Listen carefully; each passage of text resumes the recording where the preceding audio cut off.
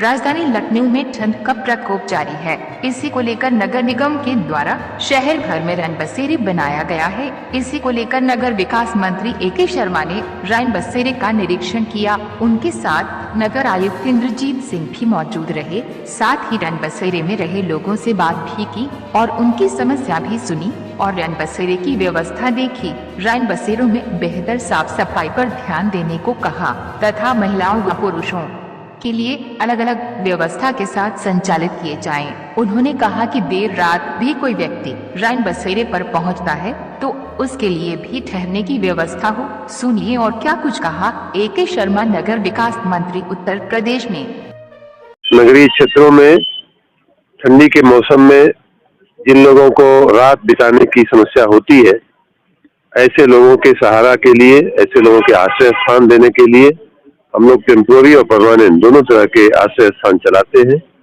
ये आप जहाँ खड़े हैं वहाँ एक टेम्पोररी आश्रय स्थान बनाया गया है, क्योंकि यहाँ श्रमिकों की एक कॉलोनी है और श्रमिक जो है गर्मी में तो कहीं भी सो लेता है, अपनी काम करने की जगह पे ही सो लेता है, लेकिन ठंडी में उसे समस्या होती है। तो उस दृष्टि से ये बनाया गया है। आप देख सकते हैं कि यहाँ बहराइच जिले के, गोंडा जिले के, सीतापुर जिले के बहुत सारे श्रमिक यहाँ आकर के आश्रय अपना ले रहे हैं।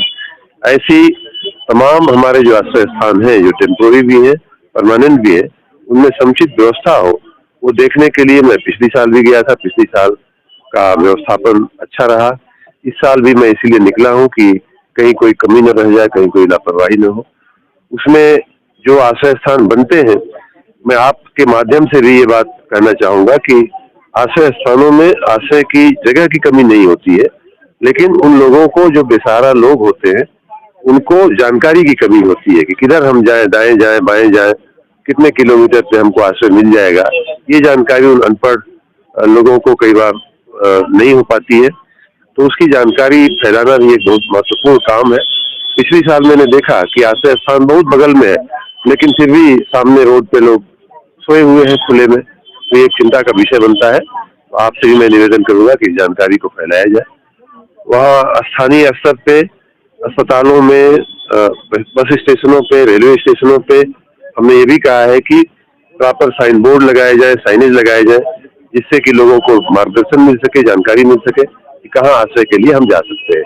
इस प्रकार हर चीज पे हमारी नजर है। आप देख सकते हैं अलाव भी जलाए जाते हैं, जहाँ आवश्यक होता है वहाँ अलाव भी देर शाम तक जलाने की प्रथा है, परंपरा है और आवश्यकता है। उस पर भी हमारा ध्यान है। इस प्रकार हर तरह से कैसे हम इन आश्रयहीन लोगों को आश्रय देने का ठंडी में विशेष रूप से काम करें, उस पर हमारा पूरा ध्यान। तो हो गया ना। आज आपने अस्थायी रैन बसेरों का निरीक्षण किया था। हमारे नगरीय क्षेत्रों में ठंडी के मौसम में जिन लोगों को रात बिताने की समस्या होती है, ऐसे लोगों के सहारा के लिए, ऐसे लोगों के आश्रय स्थान देने के लिए हम लोग टेम्पोररी और परमानेंट दोनों तरह के आश्रय स्थान चलाते हैं।